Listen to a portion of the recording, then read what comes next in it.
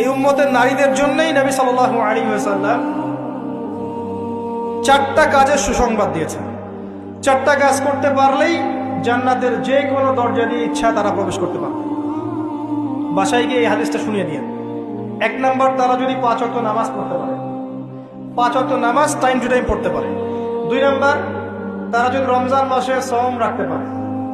3 number, তারা যদি লজ্জাস্থানের হেফাজত করতে পারে, মানে পর্দা করতে পারে। এখানে আমি খাস পর্দা বোঝাচ্ছি, ডিজিটাল পর্দা বোঝাচ্ছি না, খাস পর্দা বোঝাচ্ছি।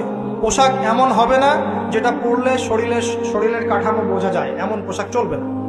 পোশাক এমন হবে না যেটা পরলেও বাইরে থেকে ভিতরের অঙ্গ দেখা যায়। পোশাক এমন হবে না যেটা অমুসলিমদের সাথে সাদৃশ্য আছে। আর পোশাক এমন হবে না যেটা পুরুষদের পোশাক। তারা যদি তাদের লজ্জাস্থানকে হেফাজত করতে পারে। আর 4 নাম্বার, যদি স্বামীর আনুগত্য করতে পারে।